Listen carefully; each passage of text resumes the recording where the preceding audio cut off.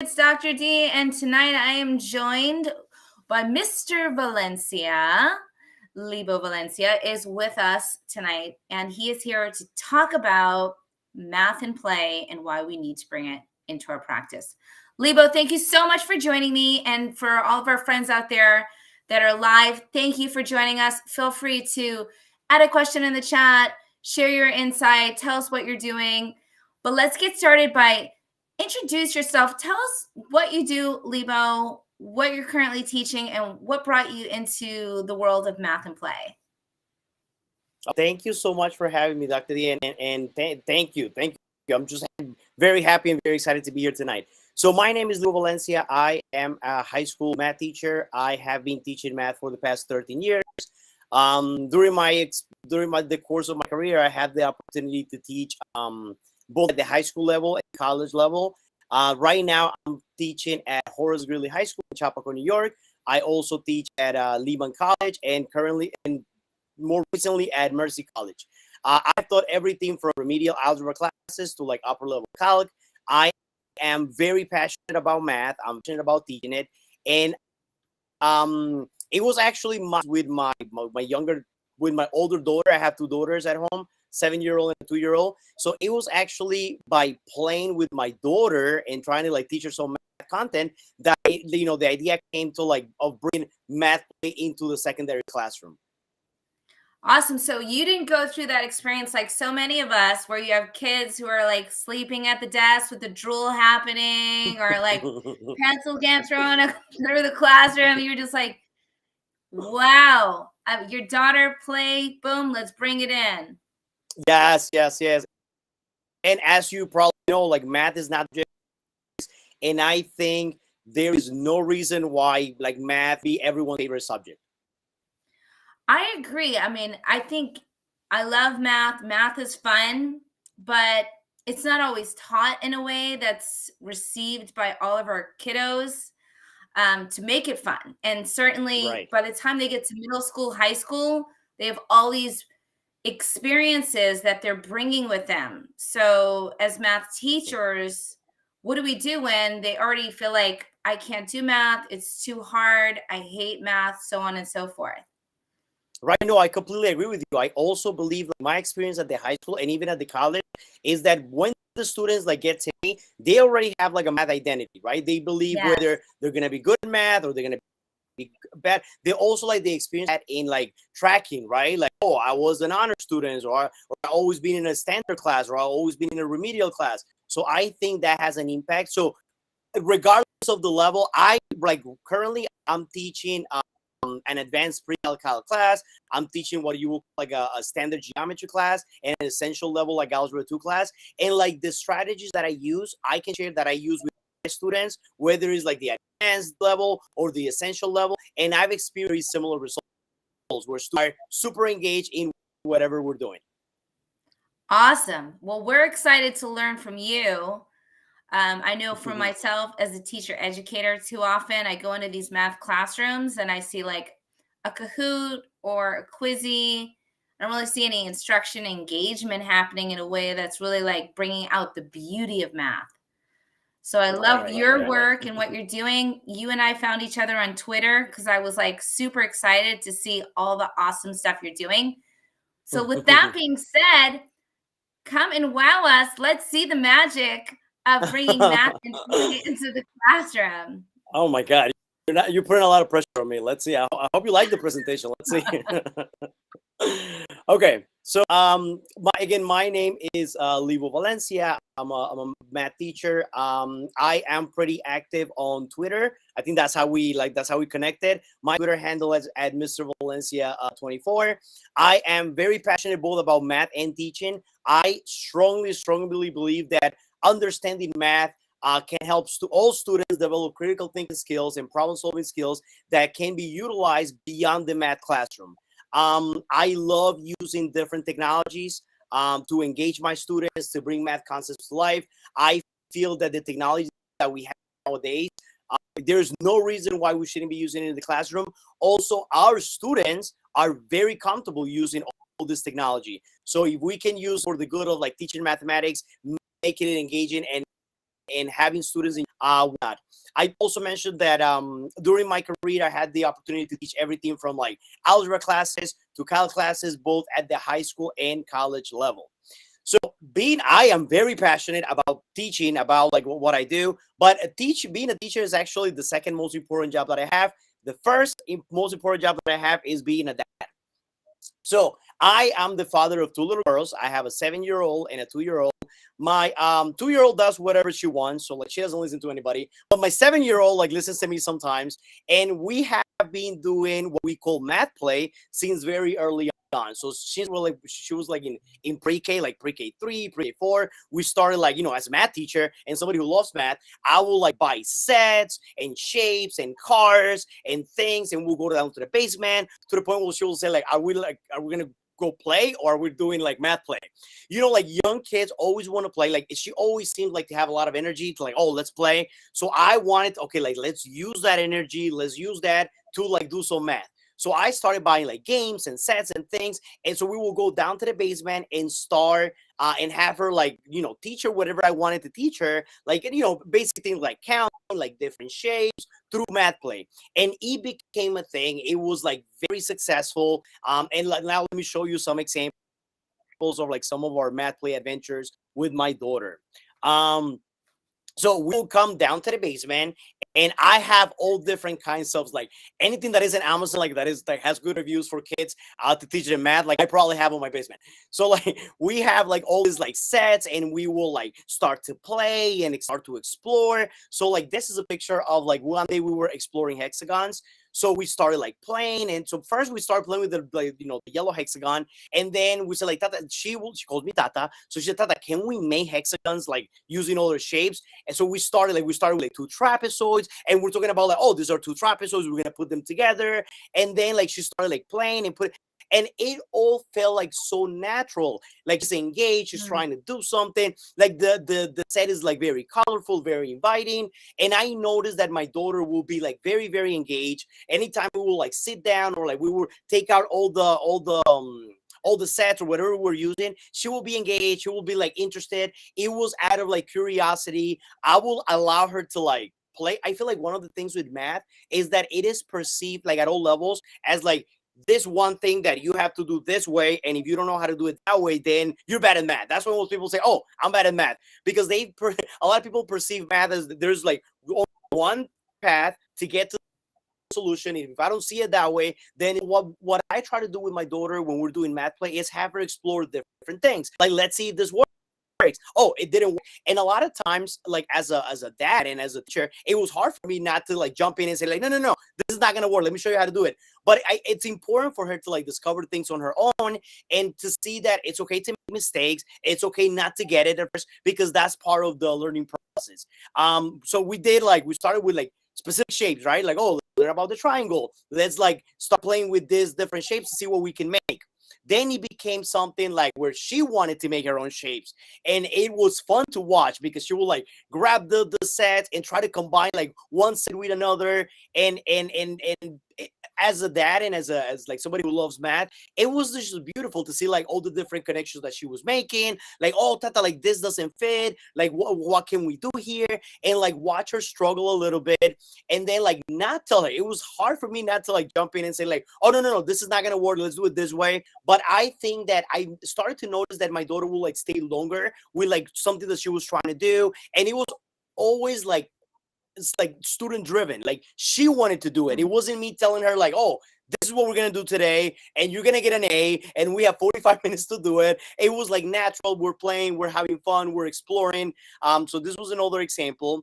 Something that we did that I really, really love. This always worked. Like, I'm gonna show you 2 pictures where it worked, but I don't want you to get the idea that it always worked. We started playing with like different dimensions. So we will like get a set and build something in 2 dimensions, something basic, right? Like I think she was like 5 at the time. So like a house or something, and then get the blocks and say like, can we do this in 3 dimensions? And then started to build it and try to do it. So it didn't always work. Like sometimes my daughter will try to do something that I knew like, oh my God, like this is not gonna work. But I wouldn't tell her. I wouldn't stop it. I would like let her try, and it was fun. It was fun to watch. We had like, so like sometimes she will tell me like, Tata, are we going downstairs to math play, or can we go math play? Because she sees it as an activity that it's fun, that is engaging, that she's discovering something. She's asking me questions. Of course, we're like bonding a lot with like the math and the play and whatnot. So this has been a very positive experience. Like I said, we have now like a lot of different technologies. A lot of these technologies are free. Like with my daughter, we love to use the Math Learning Center. Oh, I But they love have that like, site. yes, they have like different apps and like the geoboards. We have like a physical geoboard, and then she likes to go on the geoboard, like on the digital geoboard. So we will do like different things, and then I will say like, Mariana, you think you could do that on the? And she'll like, yeah, I'll try. So she's like doing things, and then we actually do it on the physical geoboard that we have. So it's been a fun experience. It's one of the things that I like to like share is that I'm not an elementary school teacher. I have no experience teaching elementary school students other than my daughter. My experience secondary and like Right. post-secondary. But yeah, but like what I see with my daughter is that she was always engaged, she was always happy. And Dr. D, one thing that I started to notice is that it became like a thing that she wanted to explore. I love sharing this story. There was like one night that we were like getting ready to go to sleep, and of course she's taking her sweet time. If you're a parent or you're around young children, you know that when they're taking longer to do like everything, and you're like, all right, like come on, it's time to go to sleep.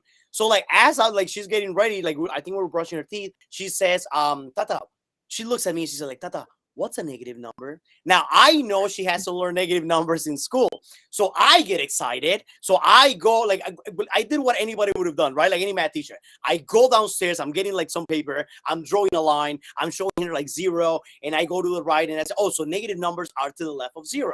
So my daughter is like staring at the paper, and she says like, oh, Tata, so like negative numbers are like Anakin. They're in the dark side. And I'm like, yes, that is Nice. exactly where negative numbers are. So now I'm like running back. My wife is like, what are you guys doing? I said, wait, she just asked me like, what's a negative number? She cannot go to sleep. We have to get to the bottom of this. So I go downstairs, get some Legos, and now she like sees a visual of it. And it was nice. So like the math play that we did at home has like, I believe it has made her like a better student. Like she knows that math is not just like one thing. Like she's willing to try things. It's okay not to know. It's okay to do things that are not going to work. And it's been just like a fun experience too. Now, Dr. D, I know that I speak fast, so I on purpose like did this on the presentation. I'm gonna pause myself because I know I get too excited sometimes. So like I like to pause, and if you have questions or anybody in the audience has questions, yes, this will be a good time. Yeah, I just want to piggyback on a couple things. Like you started talking about pattern blocks and how Yes. you allow students to start exploring some relationships. And Mm-hmm. what I noticed, because you also talked about noticing, right? Because that's a big thing as a teacher, is just being present for like the math happening to happen. Mm-hmm. But I also noticed in terms of my own experiences in the classroom is how when you invite play into the classroom, math becomes so much more of a language rich experience, right?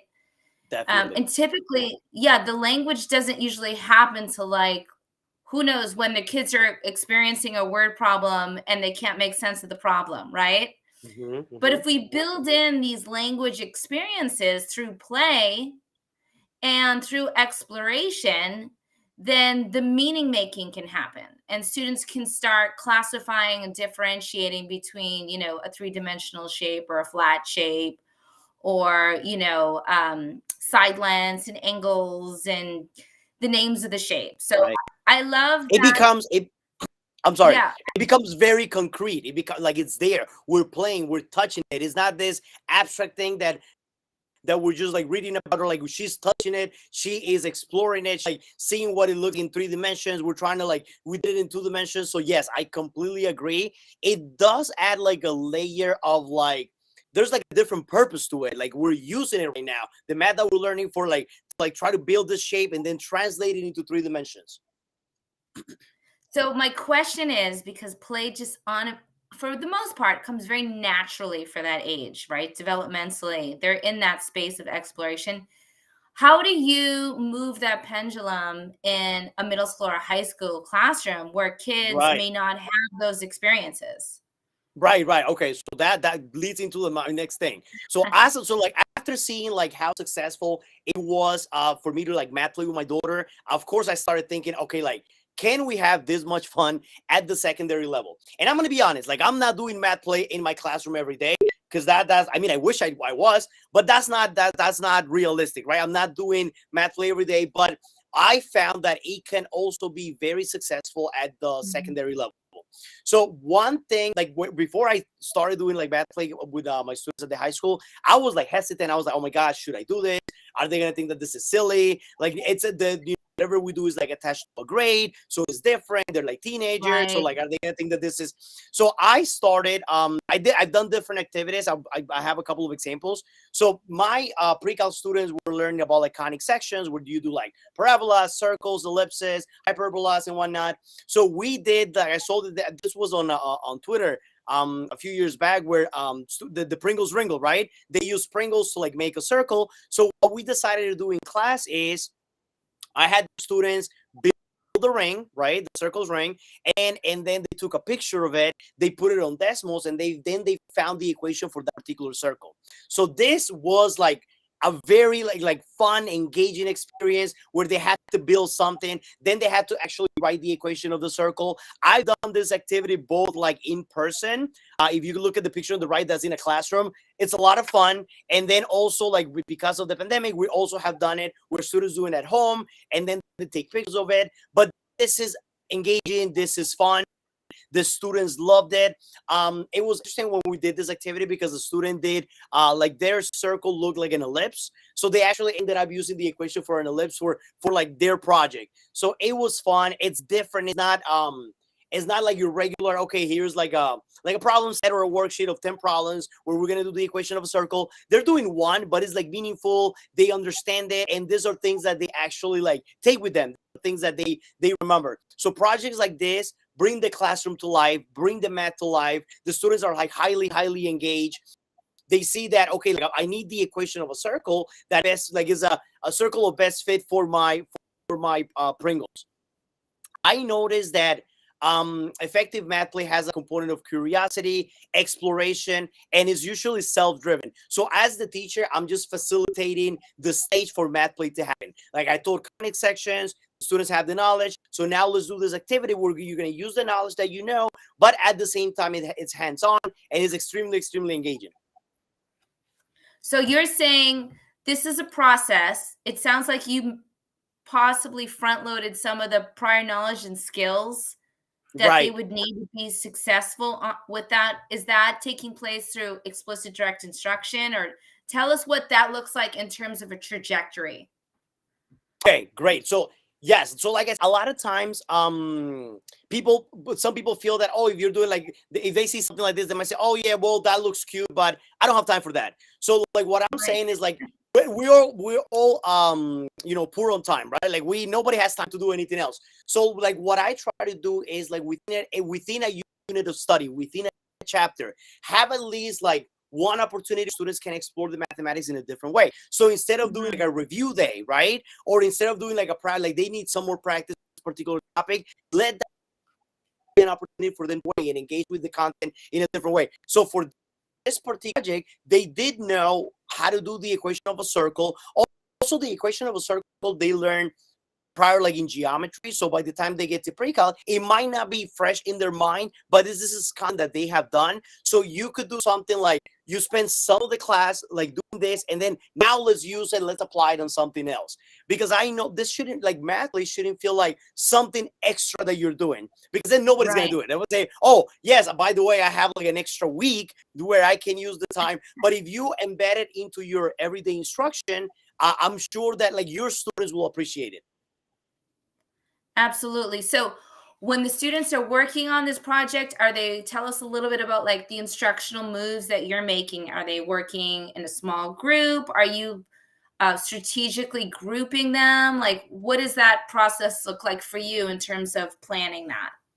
So if we were like when we did the activity in the classroom, the students were in groups, so they have to collaborate, they have to come up with strategies. Okay, like so what are we gonna do? What are we gonna do first? And it's gonna try some like trial and error. They're gonna try something, it's gonna fall apart. Then they're gonna be all right, let's try it again. And it's great for them to collaborate with like a purpose. Like we're trying to build this thing so we can take a picture of it and then put a circle on it.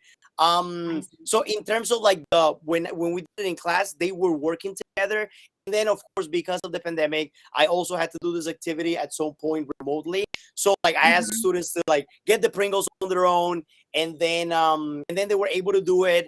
So it depends, but like adjusting and giving them the opportunity to like engage with the content in a different way is definitely worth it, whether you are in person or whether you're doing it remote.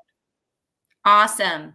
And so if I'm working on adding and subtracting integers right now, we've done some of the skills. I've talked about some of the rules. Now, how might I bridge that into projects? Like, So I will like have an opportunity to use like for the elementary level. One of the things that I've noticed with my daughter is like we use Legos, we use things where like we're like using it in class, things that she can like move around, and like I sort of like collaborate with her without helping her a lot. So I will say bring some manipulators to class. Because that always makes a difference. It makes it more concrete, and the students can have fun with it. love it. And I know my son, who's a eighth grader going into ninth grade next year, loves Pringles. So I'm sure Oh, there you go. It's a win-win. that Oh, would have what been I hard for do, them not to eat it. yes, what Do I they do get to recommend for eat the students. Pringles? Yes. So so like what I do recommend for students that like Pringles is to get two big cans. So like I feel like one big can is enough, but if they do like them, they're gonna eat them. They can't help them. So like I think two will be. This was an example on like my pre-cal class. I also did something similar like with my college students. So with my college students, we were doing a unit on like optimization. They're trying to like maximize the volume of a box, and like things like this could become like some abstract, like right, like the students the taking calc are usually students that are like stronger students and understanding and appreciation for mathematics.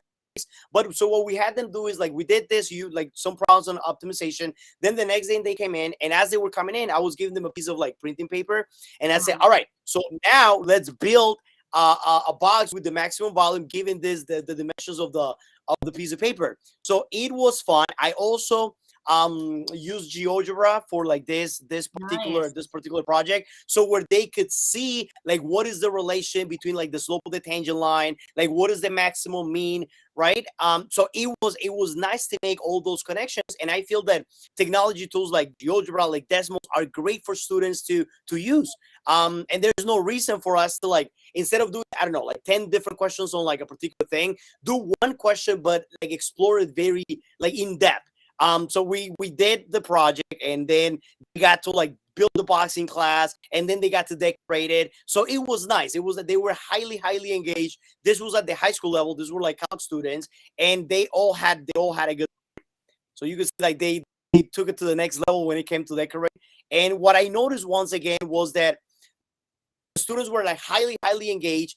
I also noticed that like when doing math play at the high school level, the students will tend to persevere more with the problems. You know, like when students get stuck, that, oh well, I don't know how to do this, Mr. Valencia, you better come help me because like I don't know what's happening here. But if they're doing like math play, if it's something that belongs to them, they're making their own box, they're making their own circle, like it has like a different meaning. So they Right. tend to like, there's like a layer of like ownership, like this is my project, I'm trying to figure this out. So I've noticed that they tend to stay more with the task. Awesome. I so what I hear from you is that it sounds almost like a STEM based approach, right? Because it's very constructivist, there's ownership, they're constructing, there's these different iterations of evaluating your process and evaluating your thinking, and then having these different iterations of working through it and Right. dealing with failure, right? Mhm, So it mhm. sounds like you're preparing them for the real world. I mean, Yes. Also, like one of the things that I feel like we don't get to model a lot is and I think like when you had Sunil, he talked about this. He's like so brilliant. He mentioned that like our students don't see like the whole process. They just see beautiful lessons that are like we've been doing for many years. And I think it's important for us to like model that there's mhm. a struggle, right? Like it might take a couple of attempts before you do the perfect circle. It might take a couple of attempts before you can like maximize the volume of that box, and that's okay. That's part of the process. Like usually, like think of like all the great things that we do and how many of those things happen in one attempt.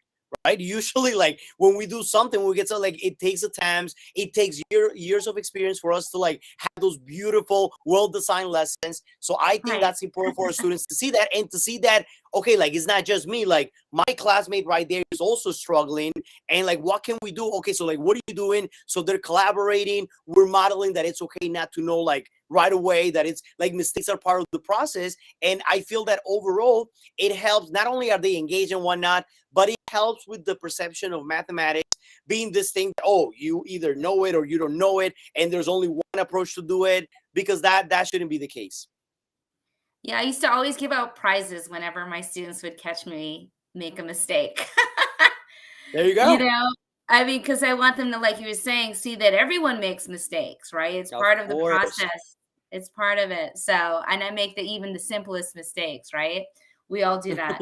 Um, but I love how you're bridging this gap for kiddos, because I feel like so much of what we can find in a textbook, kids can just Google the answer. And certainly Oh, definitely. with distance learning, right? Photo math became extremely popular. So you can't photo math these problems, right? Right. Oh my God, I'm so happy that you mentioned that, because this leads into like the next part. So, Awesome. um, it was like we were connected. Like you had all the questions. Like people might be thinking that we rehearsed this. Okay, so another thing that we did is like to like with my pre-cal students, within the unit of, I think the first time that I did it was within like rational, or when we did like conic sections, I decided to give my students Desmos art project. And like Dr. D, like part of the reason was that any question, like pretty much like any question that I give them, they can Google. They can like type in Right. Google, and Google like will break it up step by step. Like this is what you do. So like how much of that work that we're getting was it, because this was by when we're doing distance learning. So I feel like, okay, like this is not like, I don't know, like I hope that this work is authentic, but how do I know if it's authentic, right? So I decided to give them a Desmos, like a Desmos art project. So I told them to like include like different types of functions. I think the instructions for like the final project, because like it was, they liked it so much that we did it like 3 times. So like I had to like Wow. create some Desmos art using like some types of equations, some types of functions that we have done in class, whether it was like linear, quadratic. Now, I was on purpose trying to be very loose with the directions. So I was like, okay, use the conic sections that we did in class. You should have at least, I don't know, like 6 equations or 10 equations. And then what I had them do is like, it was different projects. So I teach at Horace Greeley High School in Chappaqua, New York. So like our very first project was based on like school spirit, because like I Hmm. wanted the project to be like authentic. Like let's do something that Right. that you're gonna do for your school and for yourself. So this were some of that. Like isn't this like this was the picture of like Horace Greeley, and then this is like one of the projects that the students came up with. So the students are Oh, using that's all different cool. kinds of functions. They're using domain and range restrictions when you're doing this, and like sometimes when I've shared things about like math play, like I get that like some people might feel that, oh, like this is cute, but I don't have time for that, or this is only like a playful thing that we're gonna do one day. But it's not like this is there is like rigorous mathematics behind this project. The students have to know what functions to use, right? What function will best fit, the face of Horace Greeley, what domain and range restrictions to use within the project. So it's something authentic. It's something that if I gave them like 10 problems, I probably wouldn't be able to cover like everything that they cover here. The other thing that I noticed is even if I only for like 6 equations, this it was unbelievable. They did like 40 equations. They did like 50 equations, and it was because like the project meant like it was there was like ownership behind the project. They Right. wanted the project to be nice, to like, so this was like there were a couple of examples here, a couple of examples with like the initials of the school. Somebody like made a hat, and then I was like, they absolutely love this project. They were like super engaged. I also like to mention that when we did this, the students didn't have a lot of experience with Desmos. Like they knew it was a graphing calculator, but like we did this together. We spent like there was like a half day when we started, and then we used like another class session. So it was like a day and a half of class time that we spent doing this project. And it was amazing. I learned so much because like the students will have questions like, Mr. Valencia, how do I restrict the range? And I'll be like, I don't know, let's see. And then as I'm like trying to figure it out, another student will figure it out. And he's like, oh, all you have to do is like put it in brackets and then put Y. And then like we will go look at that student. So we were all collaborating and learning That's from one awesome. another. Yes, I know that as a teacher, like we're always afraid to like try something new because you're thinking, okay, like what if I try this and if it doesn't, like it doesn't work? The students are like the best tech help that you could ever have because they will figure out things quickly and share with you, share with one another. So we did this project. It was unbelievable. It was like very successful. So then the students that started requesting like, Mr. Valencia, why don't we do this again? So second project was like, I was like, all right, yes, let's do it. So then I asked them like, let's make a project on your favorite book or your favorite movie or your favorite character or your favorite scene movie or whatnot. And once again, the things that they did, they were like completely like blow my mind because it was so like I feel that they did so much more than I was expecting. Like I was expecting like some basic price, but the stuff that they did was like, oh my god, this is absolutely amazing. So I was This very is happy. pre-calculus. This is This is pre-calculus. Precalc students, and the knowledge that they had were like functions like linear functions, quadratic. They've done conic sections. They started bringing like, Mr. Valencia, can we do like trigonometric functions? Because I remember like somebody was doing something. I think it might have been the next one. It might be like something with SpongeBob, where like like they have like the wave on top. So they said, oh, what if I do Yeah. sine? What if I do cosine? So they started doing that, and it was absolutely amazing. The students were like highly engaged. I could tell that they work on these projects at home. It wasn't like something that it was like, Wow. I don't know, like 1,000 points. It was like a regular assignment, but it had like a special meaning to them. I also got to write a couple of reg letters for some juniors, and then I collected some information, like basic things like, oh, what do you think I should write it? Like, what are some of the things that you're proud in my class? And a lot of them shared that it was fun because they got to apply the math that we learned in class like in a different things. They enjoyed this so much that at the end of the school year, they said, can we have a final Desmos project? And then like at that point, what am I going to do? Like I can't say no. So I said, yeah, of course, let's do a final Desmos art project.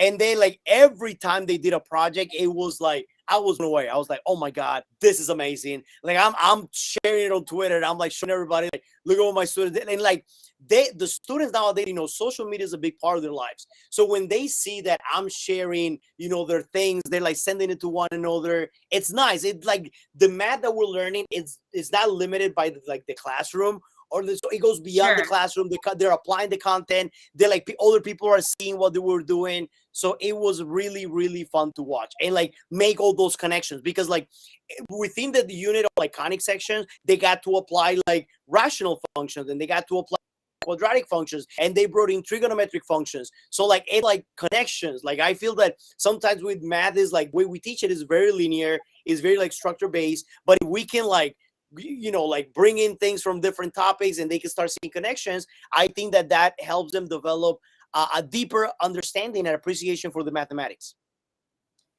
I mean, this just kind of blew my mind away. Like when you were talking, I was just thinking about so many different things. Like I'm taking notes. Like I was thinking about like, I'm in Silicon Valley. So I have friends that work at Google and they work at Apple and things like that. I'm just like, and I even have a friend who's works for Juby, that's like a flying car company. And I'm just Oh, like, Jesus. no, but I'm like thinking about all this stuff when you're talking, and I'm like, this is so beautiful.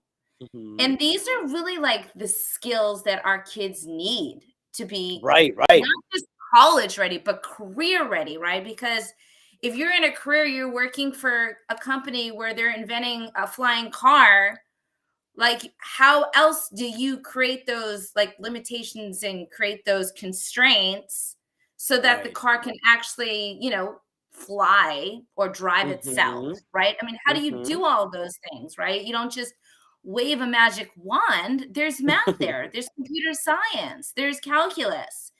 And so it Right, kind of blows definitely. my mind in many ways because I'm thinking about like in terms of math really being like this space that in terms of like social justice, right, it should be something that all of our kids have access to, right? Right, And right, so right. I know there's a big movement right now to change that in high school, and to have different math pathways. So I don't know if you're familiar with that, but I'm just like curious about like what would be, and I don't have the expertise. When I see this, I'm like, this is so beautiful. And maybe I'm 100% wrong, but like what would be a limitation for a child or for a student in high school that doesn't have access to calculus or pre-calculus to do this type of amazing work that really promotes like critical thinking, problem solving, and everything else that I'm seeing tonight. I mean, what do you say to that? I think part of the the one of the things that it's always like scary to hear is like I'm also always scared to hear is like, oh, we always done it this way, or like, why would I do it that way? I've been doing it like this for like whatever number of years. So I think if we center the decisions that we make as educators in around our students, like what's best for them is to like do enjoy the math and get to apply it. There is no worksheet I could have like come up with where they would have used like all these different functions, all the domain and range restrictions. So I think that for us as teachers, we need to facilitate more opportunities in the classroom. I know now Mhm. I'm a classroom teacher. I'm not gonna say, oh, I'm doing math play every day. Like I have a curriculum to do. I get observed. I have end of the year assessments. So like your problems are my problems, right? Like I'm one of you. Like I'm in the front line every day.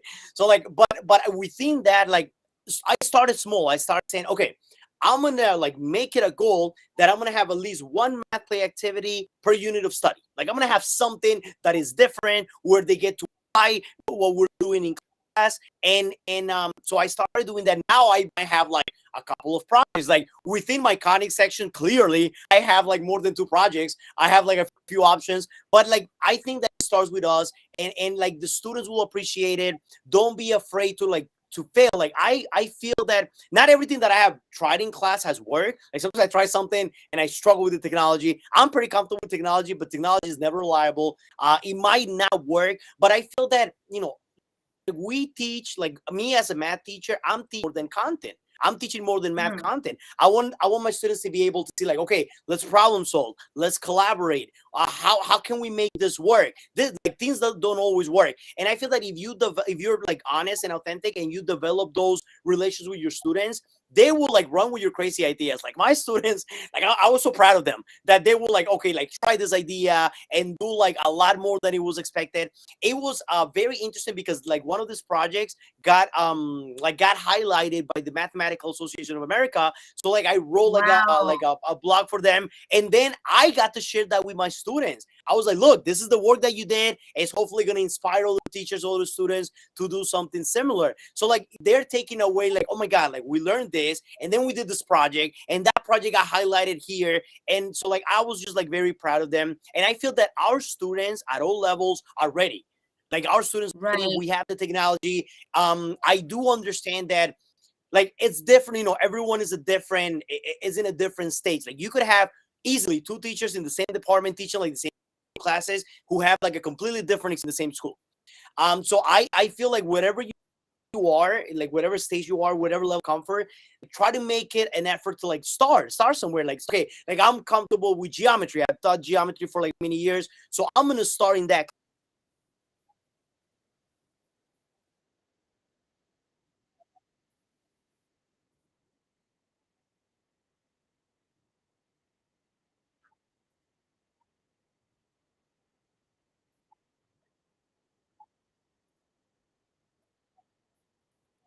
Right.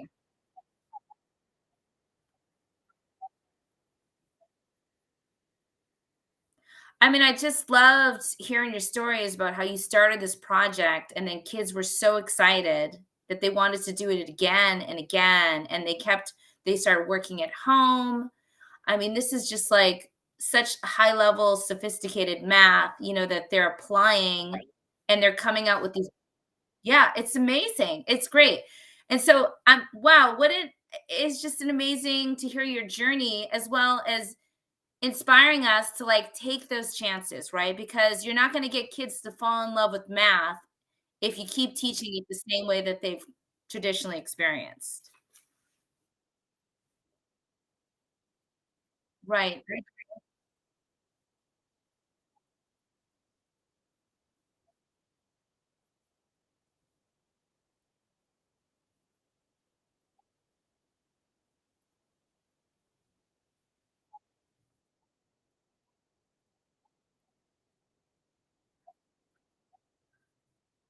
Yeah, and I wanna piggyback on that, and just if you don't know where to start, start by asking your kids what they're interested in. So, for example, you talked about your daughter.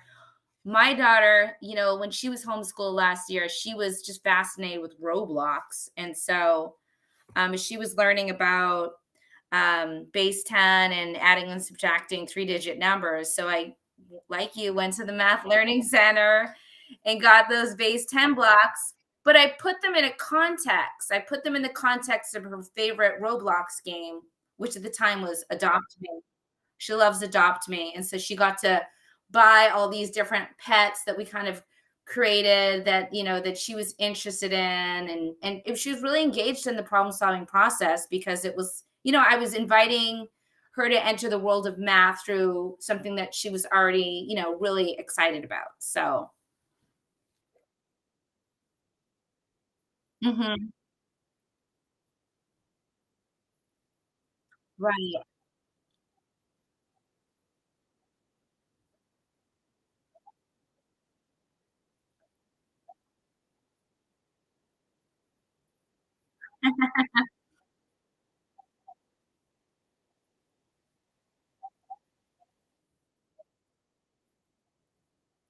Wow.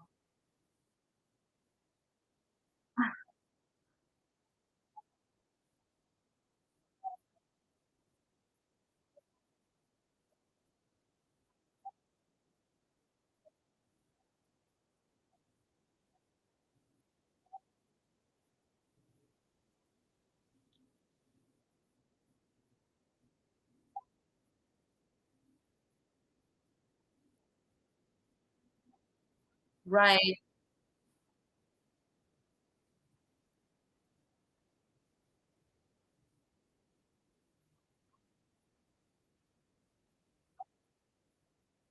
Mhm.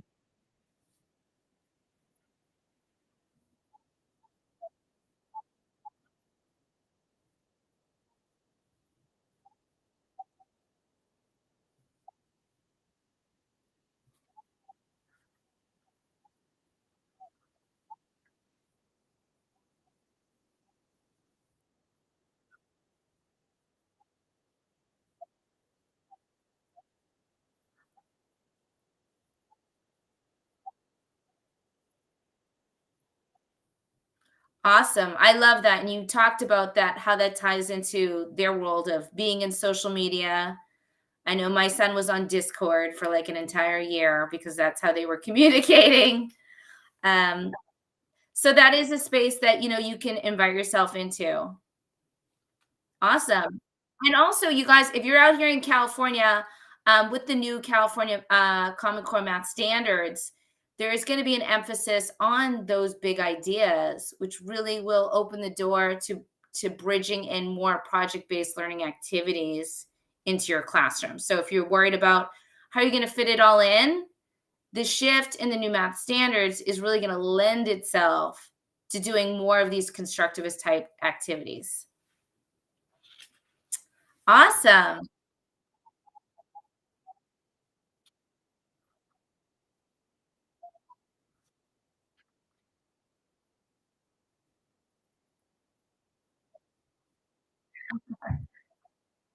Right.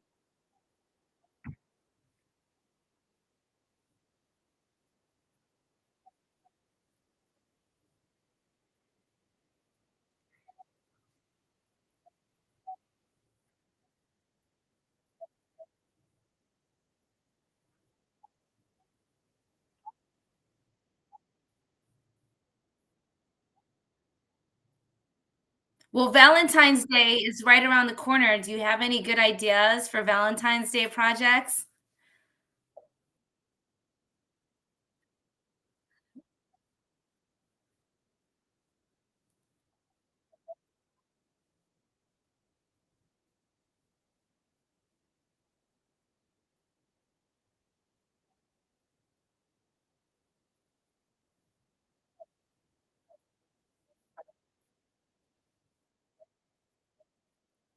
Wow.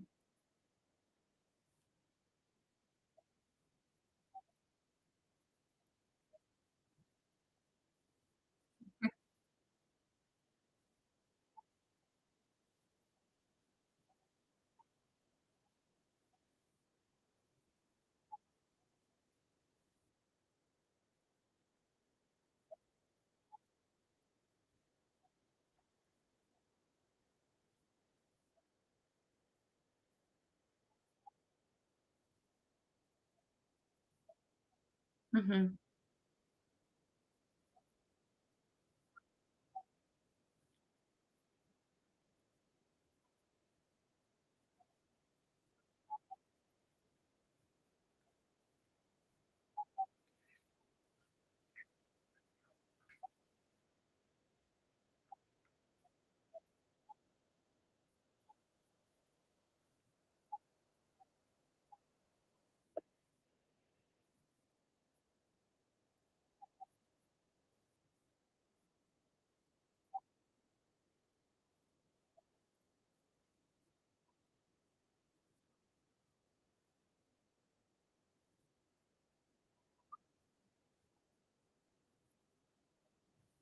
Awesome. Yeah, well, we got the Super Bowl coming up, so definitely can do some positive, negative integers there. And Valentine's Day, I usually do a candy graph activity, but I'm trying to think about how to be more creative and maybe have them build something with, you know, who knows? But kids love to build. Awesome. Well, thank you. Yeah, thanks so much for joining us. And you're at Mr. Valencia. So definitely send him a tweet out. I always tell my student teachers get on Twitter. You don't have to reinvent the wheel. There's people that are already out there doing it. So save yourself some time and some money. You don't have to go to Teacher Pay Teacher. You can get it for free on Twitter. So join us.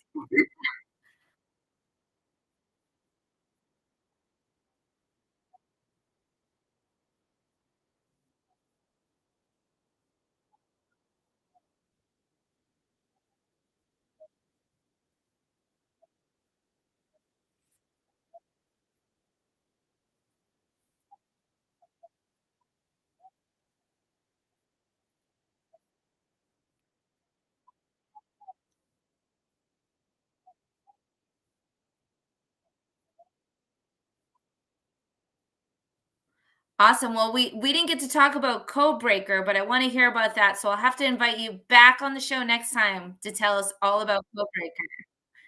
All right. Well, thank you so much, Mr. Valencia.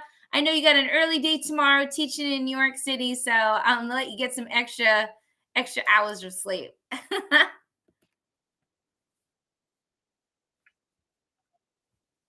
All right. Well, have a good night. Thanks everyone for joining us.